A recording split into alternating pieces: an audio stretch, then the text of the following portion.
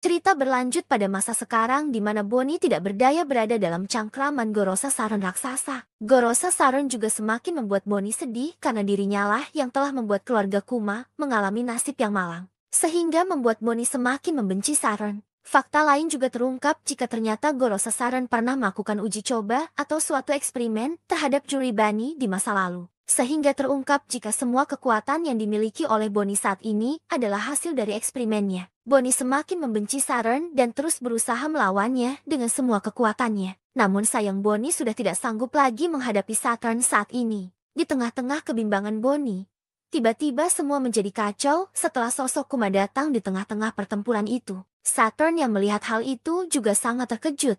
Kuma tidak bisa dihentikan oleh siapapun di sana. Kemudian Bonnie menyadari jika ayahnya telah datang dan terus memanggil ayahnya tersebut. Saturn sangat terganggu dengan kebisingan itu dan melempar Bonnie hingga Bonnie terjatuh. Kuma yang melihat hal itu kemudian segera meraih Bonnie dan melindunginya dari serangan Saron selanjutnya. Kuma sangat marah melihat Saron, dan hal itu sukses membuat Saron sangat heran sekaligus terkejut melihat apa yang telah Kuma lakukan. Saron dan juga Vegapunk sangat kebingungan karena melihat Kuma masih bisa bergerak bebas padahal tombol save di start telah ditekan. Dan juga masih membingungkan bagaimana Kuma bisa tahu jika Bonnie berada di Pulau Egghead. Kuma akhirnya terlibat pertarungan dengan Saron yang membuat Saron akhirnya terempas dan tertimpa reruntuhan. Sementara semua orang juga tidak menyangka karena baru kali ini ada seseorang yang bisa melawan salah satu Gorosei yang sangat kuat. Sementara itu, Bonnie kemudian memeluk Kuma dan mengucapkan kata terima kasih kepada ayahnya. Bonnie juga mengatakan jika dirinya sudah melihat semua masa lalu Kuma, serta sudah mengetahui bagaimana wajah cantik ibunya. Saturn kemudian bangkit dan hendak menyerang Kuma dan Bonnie, namun dihentikan oleh Sanji. Kizaru yang melihat hal itu kemudian merasa takjub dan heran dengan semua perkembangan topi jerami yang semakin kuat. Sementara itu, dia juga kemudian bangkit dan hendak membantu Saron karena dirinya menyadari jika kini situasi semakin sulit apalagi setelah datangnya Kuma. Saron kemudian sangat marah. Dia kemudian mengatakan jika pulau itu telah mengancam seluruh dunia dan harus segera dihancurkan beserta semua isinya. Saron juga memerintahkan semua armada perang untuk segera membidik dan menghancurkan semua jeti abu atas nama keadilan. Diperlihatkan Saron dengan wajah menakutkan. Saron yang sangat marah dan sangat mengutuk mereka yang telah menjadi pengkhianat, yaitu Kuma dan juga seorang bajak laut yang bisa membangkitkan kekuatan kuno dewa yaitu Luffy. Situasi di Pulau Egghead semakin memanas setelah Saron marah besar dan ingin segera menghancurkan pulau tersebut. Semua orang berhamburan mencoba untuk menyelamatkan diri mereka masing-masing. Saron dan juga Kizaru masih berada di pulau, sementara para pasukan angkatan laut lainnya akan segera melakukan pengaboman. Sementara itu, Vegapunk mencoba bernegosiasi dengan Saron yang terlihat sangat-sangat murka. Vegapunk mengatakan jika Saron tidak harus menghancurkan pulau tersebut. Vegapunk juga mengatakan jika bukannya sudah cukup bagi Saron untuk menghabisi dirinya saja. Vegapunk tidak ingin pulau tersebut hancur,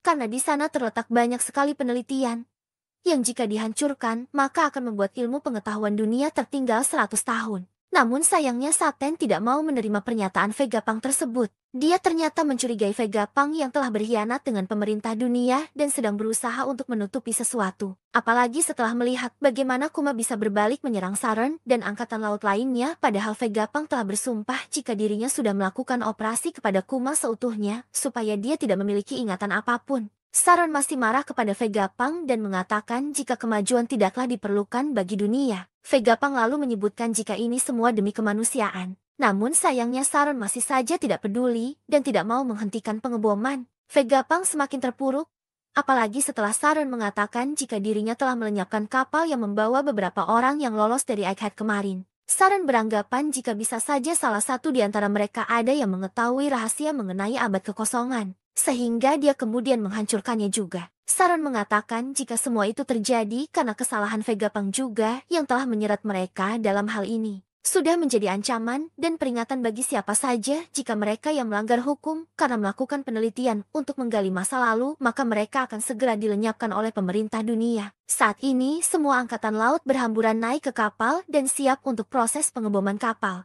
Di tengah-tengah suasana yang kacau itu, Sanji menyuruh yang lainnya untuk segera menaiki roket vakum dan segera meninggalkan tempat tersebut. Sementara itu, Vegapunk juga masih bersitegang dengan Saturn dan terus mengelur waktu. Sementara Bonnie menanyakan bagaimana dengan Vegapunk yang kemudian dijawab oleh Sanji jika jangan mengkhawatirkan hal itu. Rombongan dari Atlas dan juga Frankie yang membawa Kuma dan Bonnie pergi menggunakan roket malah gagal karena digagalkan oleh Kizaru dengan menggunakan serangan Emano Marukumo. Oleh karena kejadian itu, Kuma dan Bonnie akhirnya keluar dari lintasan. Saturn yang melihat hal itu kemudian memerintahkan yang lainnya untuk segera menargetkan mereka. Dia juga berteriak dengan sangat kuat seakan mengejek Kuma yang telah bertindak sangat bodoh karena mengorbankan seluruh hidupnya untuk menyelamatkan putrinya tersebut. Vegapunk yang melihat hal itu hanya bisa mengatakan dalam hatinya jika setelah dirinya mendengar jika Bonnie telah menjadi bajak laut. Dia selalu berpikir jika skenario terburuk bisa terjadi. Pasifista tidak akan segan menghabisi nyawa meski Kuma adalah ayahnya. Di sisi lain perangkatan laut lainnya yang tengah menemukan keberadaan Luffy segera bergegas untuk menangkapnya. Luffy nampak sangat kekenyangan dan mengatakan jika dirinya sangat kekenyangan. Lalu memperlihatkan suatu adegan mengerikan di mana marinir melihat jika beberapa kapal mereka hancur oleh sekelompok orang yang tidak dikenal. Belum diketahui siapa sekelompok orang tersebut. Para marinir mengatakan jika mereka akhirnya gagal menangkap kapal yang melarikan diri dan harus segera melaporkannya kepada Kizaru. Ada sebuah kapal yang mencoba mampir ke pulau masa depan dengan menghancurkan beberapa kapal marinir dengan maksud yang belum jelas. Di kapal besar tersebut ada sedikit percakapan yang disampaikan. Itu benar-benar terjadi persis seperti yang kita lihat di koran. Sementara di tempat Luffy berada, saat ini sedang dikepung oleh pasukan angkatan laut di making machine yang perutnya besar karena sangat banyak memakan makanan. Para marinir ini kebingungan melihat dia dan ada beberapa yang bilang dia langsung mencerna semua makanan itu. Kita bisa dimakan juga kalau kita terlalu dekat. Jadi dia ternyata bukan manusia. Namun tiba-tiba saja terjadi sebuah ledakan di dekat mereka. Mereka kebingungan. Mereka berkata, awas kalian nanti akan ikut terbakar api juga. Percuma saja kita tak bisa tetap di pulau ini. Ayo semuanya walaupun dia itu adalah Yonko, kita bisa mengikat dia dengan batu laut. Pada saat itu ternyata Luffy sudah merubah dirinya kembali ke bentuk Gear 5 dan mulai tertawa. Kemudian kita kembali lagi keluar pulau. Di sana, kapal pemerintahan dunia terus-menerus membombardir pulau secara brutal. Dengan mengatakan sudah selesai untuk Egghead kali ini. Naik semua ke kapal. Kembali masuk ke dalam pulau dengan melihat situasi terkini keberadaan dari Bonnie dan juga Kuma. Saat ini, mereka bersama dengan Atlas dan juga Frankie berada dalam situasi yang sangat berbahaya. Karena mereka sudah terjatuh sebelumnya saat menaiki vakum roket yang jalur kendaraan tersebut dipotong oleh Kizaru sebelumnya. Mereka semua terjatuh dari atas dan yang mengerikannya lagi adalah para pasifista sudah bersiap untuk menargetkan mereka sesuai dengan perintah dari Saturn. Mereka sudah bersiaga untuk menembakkan serangan laser beam ke arah mereka. Saat itu juga Saturn memerintahkan untuk tembak ayah dan putri bodoh itu secara berkeping-keping. Lalu Vegapunk seperti memberi kode dengan berteriak kepada Atlas, mengatakan berikan itu pada Bonnie. Atlas memberikan suatu informasi kepada Bonnie. Yang nyatanya itu adalah informasi terkait dengan dia yang sudah bisa melakukan perintah kepada Pacifista. Karena sebelumnya Vegapunk sudah mengubah otoritas perintah dari Pasifista yang kini menjadi milik Bonnie. Bonnie langsung berteriak dengan memerintah Pasifista, jangan tembak kami ayah, tolong biarkan kami pergi dari pulau ini. Perintah tersebut langsung didengar pada robot raksasa tersebut. Para marinir kebingungan karena tidak mungkin ada yang bisa mendengar perintah tersebut di tengah-tengah ledakan besar yang terjadi. Kemudian Pasifista langsung bereaksi atas perintah tersebut. Mereka berbalik arah dan malah sekarang menyerang pasukan marinir yang berada di dekatnya. Laser beam itu mengarah ke mereka dan jajaran pasukan marinir beserta dengan 3 buah kapal milik mereka hancur terkena ledakan. Dari sanalah semua Pasifista mulai menggila dengan meledakkan satu persatu kapal beserta dengan pasukan yang dihancur leburkan. Ternyata Vegapunk sendiri sudah menyiapkan rencana ini untuk memberikan otoritas tertinggi pada Bonnie melebihi Gorosei untuk memerintah Pasifista. Dia bilang, aku hanya punya satu ketakutan. Itu adalah jika Bonnie terbunuh oleh ayah yang begitu mencintainya. Kuma, aku tak bisa membiarkan kau menyakiti putri yang begitu kau sayangi. Aku tak bisa biarkan tragedi itu terjadi. Itu sebabnya aku membuat Pasifista seperti Kuma. Aku memprogram individualitasnya pada tiap masing-masing unit mereka. Bahkan walau kekuasaan terhebat dunia memberinya perintah. Misalnya, untuk memusuhi seluruh dunia. Bonnie, Kuma pasti akan selalu menjadi ayahmu. Walaupun permintaanku ini begitu egois, aku memintanya untuk memahaminya. Tapi aku penasaran apa yang akan terjadi selanjutnya jika aku melakukan hal seperti ini. Tiba-tiba di saat yang bersamaan juga kejadian mengerikan terjadi. Saturnus berhasil menusuk tubuh Vegapunk dari belakang menggunakan kakinya. Darah mengalir di sekujur tubuh Vegapunk dengan hidung dan juga mulutnya yang berlumuran darah. Bonnie yang melihat hal tersebut langsung berteriak. Reaksi orang lainnya juga sama kagetnya melihat Vegapunk terkena tusukan di tubuhnya. Saturn kembali memerintahkan Kizaru untuk segera memusnahkan Kuma dan juga Bonnie saat itu juga. Kizaru bersiap mengayunkan perang cahayanya ke arah mereka. Target pertama Kizaru tentu saja ayah dan anak, yaitu Bonnie dan juga Kuma. Dia bilang jika kau menyerah sekarang ini tidak akan menyakitimu lagi Bonnie. Untungnya di saat keadaan mencekam tersebut dengan waktu yang benar-benar tepat, Sang Dewa Matahari pun muncul menyelamatkan mereka berdua dengan menghantam Kizaru menggunakan pukulan haki. Kizaru terpental jatuh ke bawah tanah. Bonnie kaget. Dia bilang, Mugiwara dari mana dia dating? Luffy tertawa.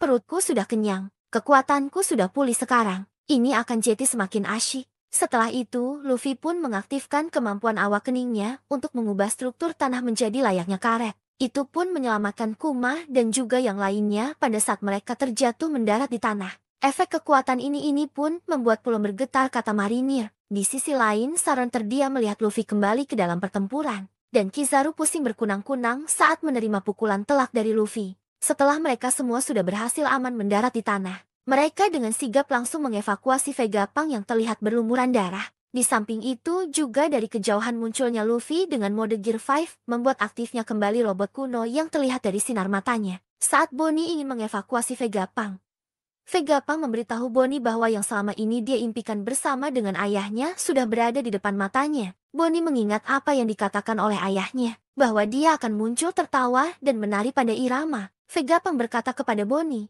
"Jadi kau sama sekali tak sadar Bonnie. Akhirnya aku juga bisa melihat dengan mata kepalaku sendiri. Itulah Monkey D. Luffy yang diincar Kuma selama ini. Dialah sang Dewa Matahari Nika." Bonnie berlinang air mata saat melihat Luffy yang seorang Nika berada di depan matanya yang menari kegirangan. Kuma benar.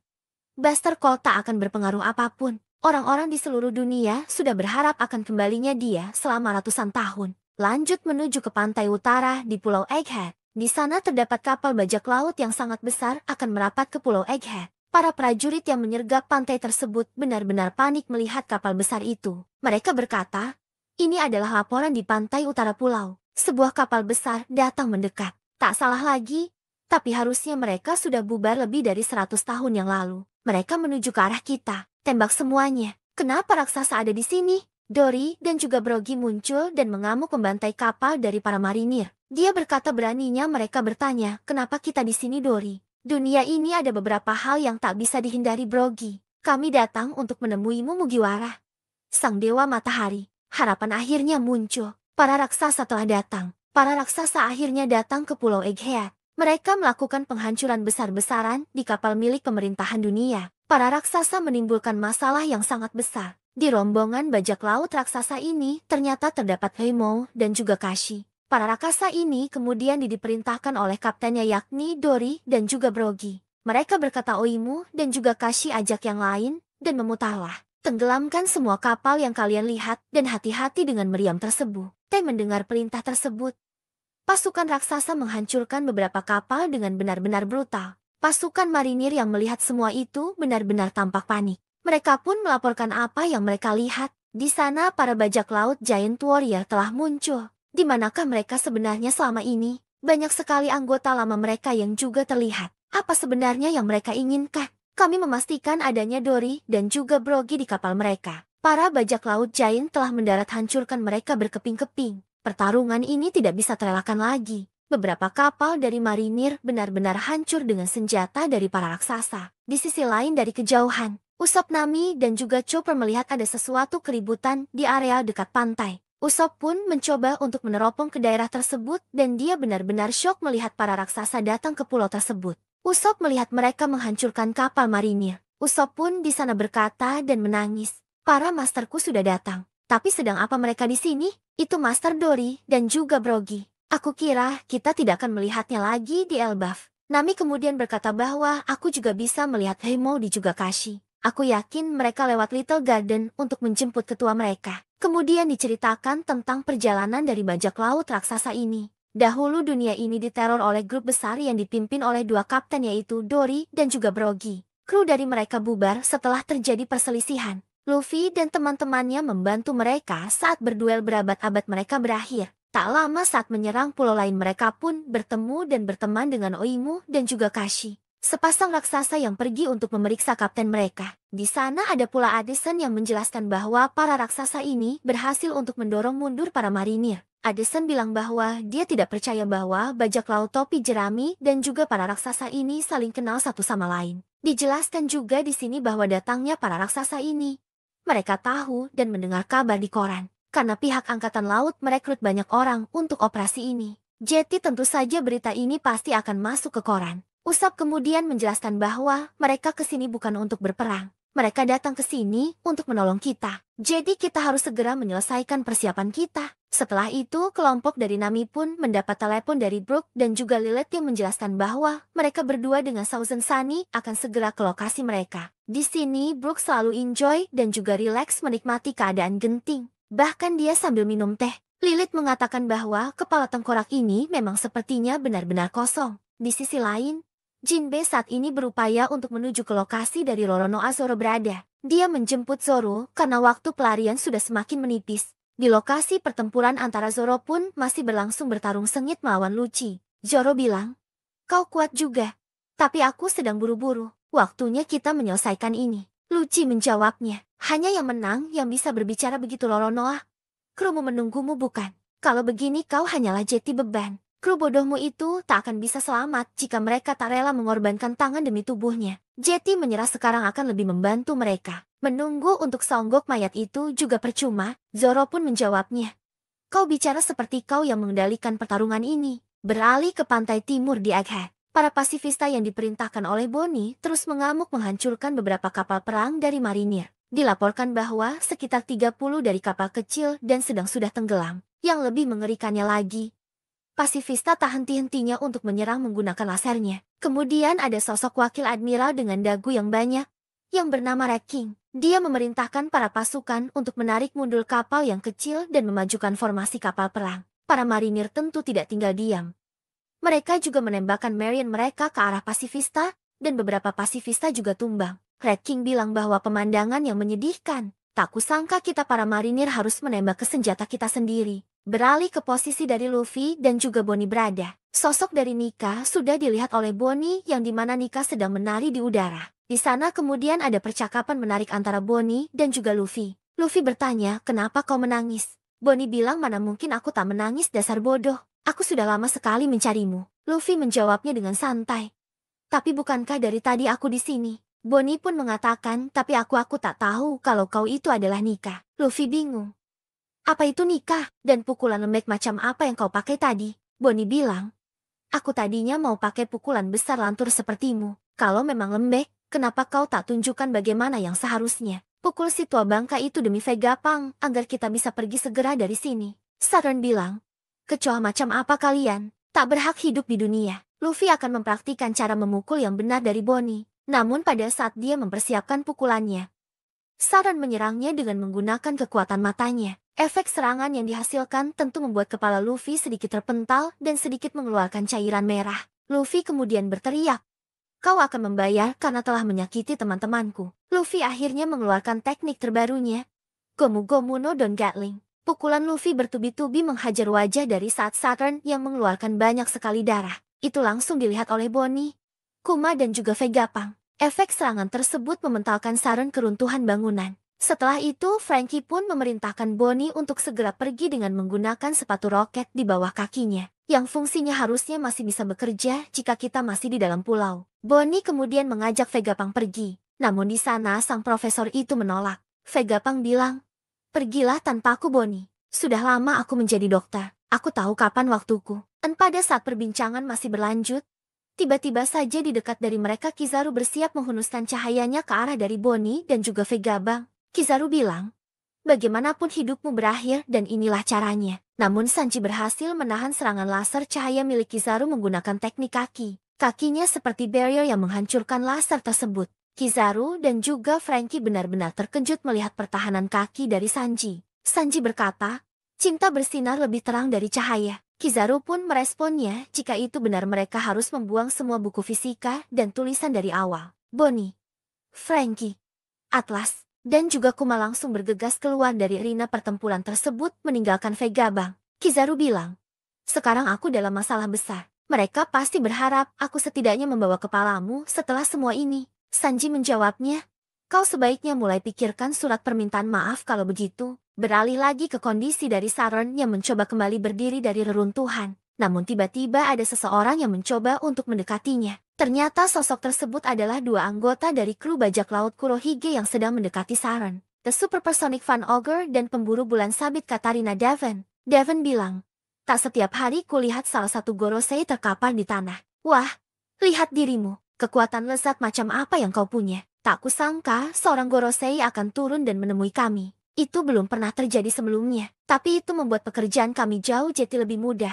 Devon pun kemudian menyentuh kaki Saron dan berkata, misi selesai. Saron bertanya kepada mereka, ada urusan apa kalian ke sini? Katarina Devon, aku terkejut seorang burunan level 6 September Timu memilih hidup sebagai seorang anak buah. Devon berkata, Teach itu spesial. Saron pun bilang, maksudmu garis keturunannya ya? Devon berkata, jadi kau sudah tahu. Saron kembali bertanya, apa yang kau rencanakan dan incar kali ini? Apa yang menjadi tujuan dari kalian? Ogre berkata, dunia. Saron langsung dengan marah menyerang Devon. Namun serangan tersebut mampu diantisipasi oleh Ogre yang menggunakan kemampuan dari buah iblisnya. Dan setelah hal tersebut, mereka berdua meninggalkan tempat tersebut begitu saja. Devon dan juga Ogre sudah berteleportasi ke tempat lain dan berupaya untuk meninggalkan Egghead. Sesaat sebelum dua orang anggota bajak laut Kurohige ini meninggalkan Egghead, ada seseorang yang berusaha untuk mengikuti mereka. Dan ternyata orang tersebut adalah Karibou. Dia berkata, aku mohon tunggu sebentar Supersonic Fan Ogre dan Moon Hunter Katarina Devon.